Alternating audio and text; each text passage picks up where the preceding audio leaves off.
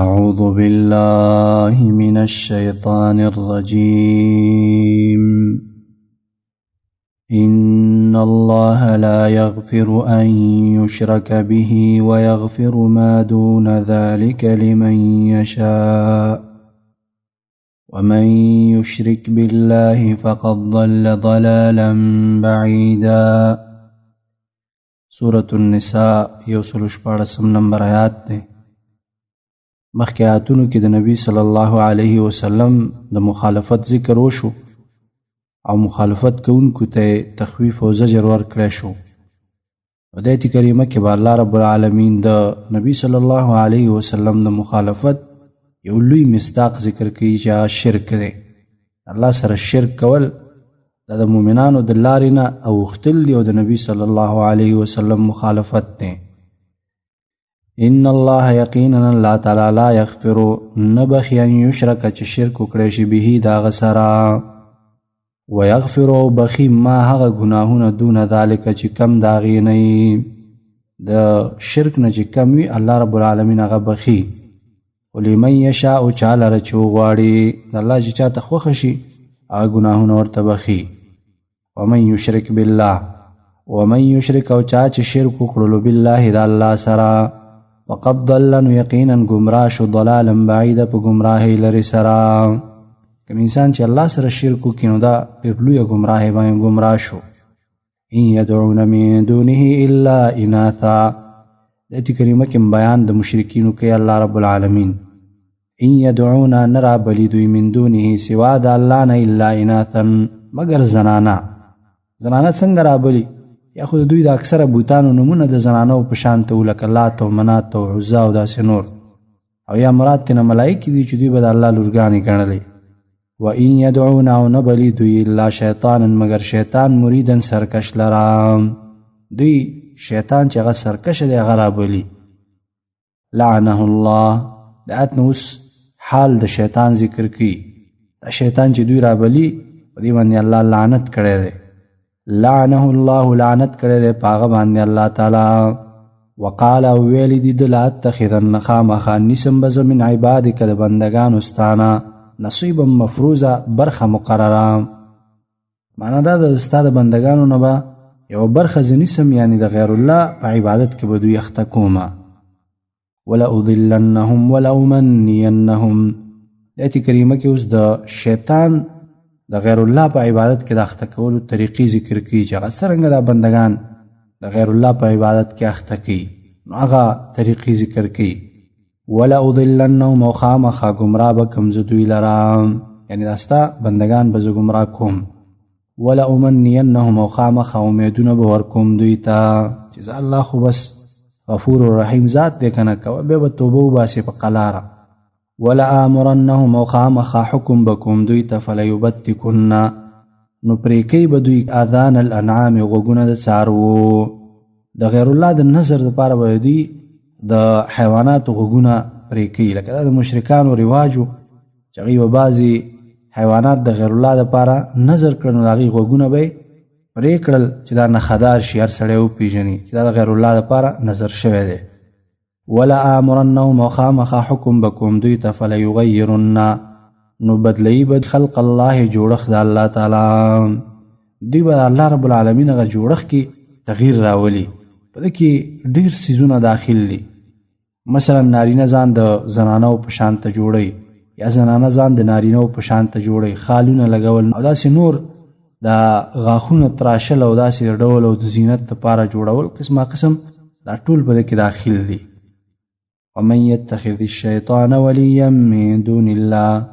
دې جمله کې اوس الله رب العالمین زجر ورکوي په تابعدارۍ د شیطان باندې. ومن يتخذ الشيطان او چا چې ونیولو الشیطان شیطان ولیا دوست من دون الله سوا د الله نه هغه دوست ونیولو د هغه تابعداري شروع کړله.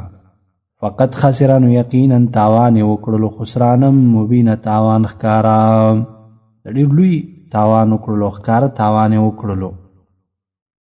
یعیدهم ویمنیهم. د آیت کریمه کې اوس علت ذکر کوي د پاره د خسران او د تاوان.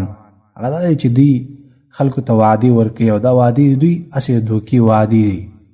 یعدهم وعدی کوي د دوی سره، دا شیطان د دې انسانانو سره وعدی کوي. ویمنیهم امیدونه اچوي دوی ته امیدونه ورکوي او امیدونه ورته اچوي. وما یعدهم الشیطان وعده نه کوي د دوی سره شیطان الا غرورا مگر دوکې والا وعدې د دوی سره کوي چې هغه کوم حقیقت نه لري.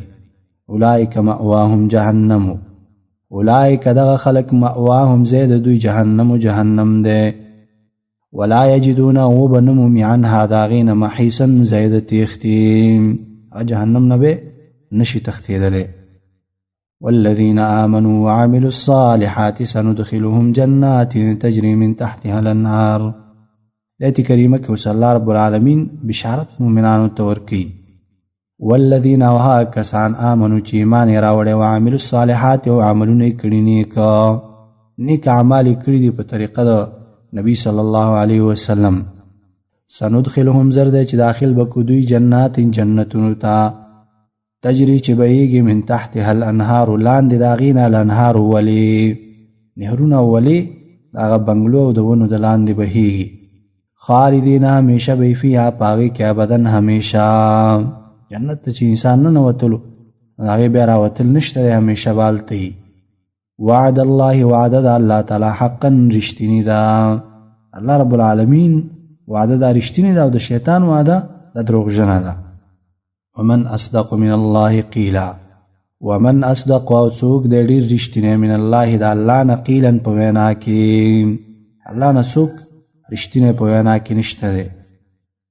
لیس بامانیکم ولا امانی اهل الكتاب. ایت کریمه کې اوس الله رب العالمین دغه شیطان د وسوسو او د شیطان دغه امیدونو حقیقت ذکر کوي.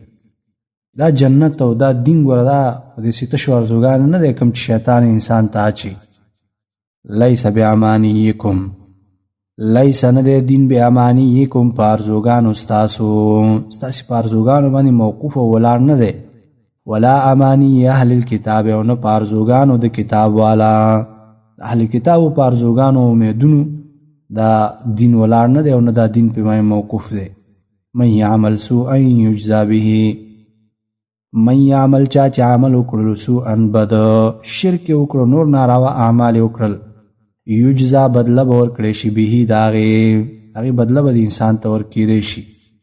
ولا یجد وبنمومی له ځان لره من دون الله سوا د الله نه ولیا دوست ولا نصیرا او نه مددګار. ومن یعمل من الصالحات دیکھ اوس بشارت ذکر کی، مخکې تخویف دا بشارت.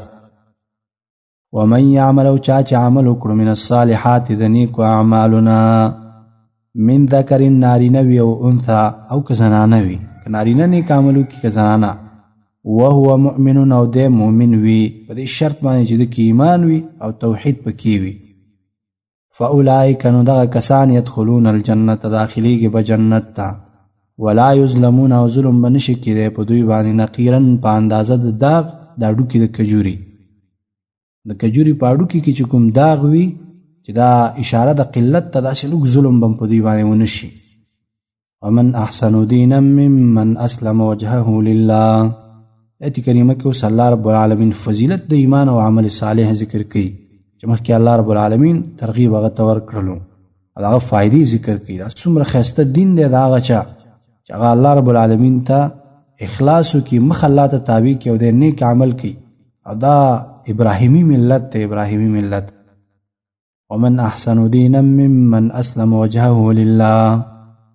ومن احسن څوک دی ډېر ښایسته دینا په اعتبار د دین سره ممن دا هغه چا نه اسلم چې تابع یې کړو وجهه مخ خپل لله د الله دپاره وهو محسن او دی نیک عمل وي نیک اعمال کوي.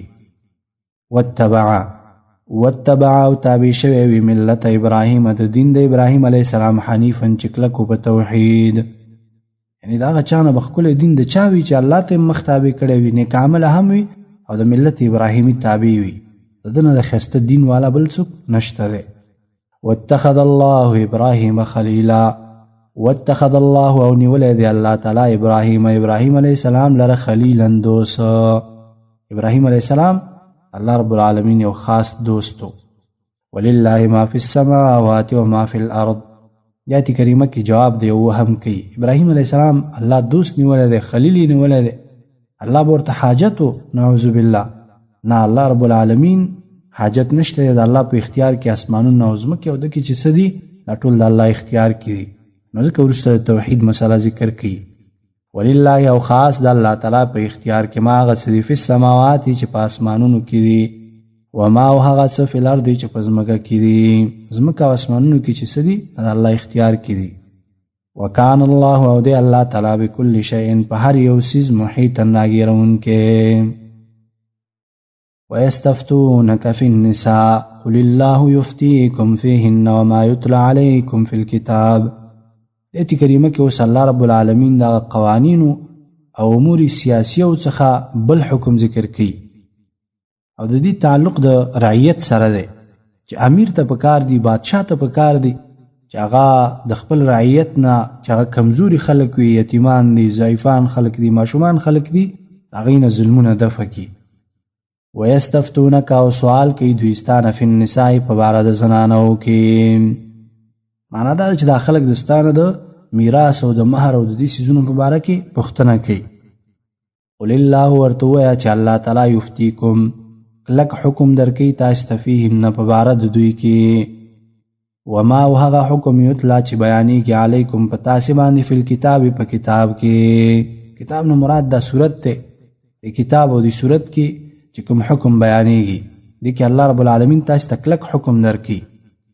فی یتامی النساء په باره د یتیمانو زنانو کې، اللاتی هغه زنانه لا تؤتونهن چې نه ورکوئ تاسې هغوی ته ما هغه مهر کتب لهن چې مقرر کړی شوی دی هغوی لره، لکه څنګه چې جاهلیت والا او رواجو چې یتیمو جنکیانو ته مهر نه ورکولو.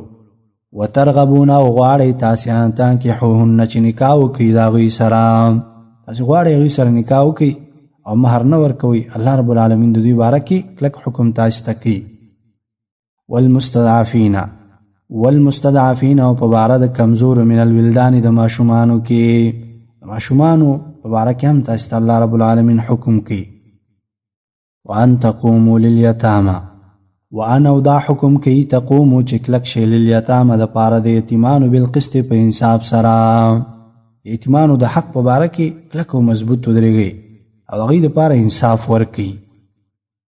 وما تفعلوا من خیر فإن الله كان به علیما.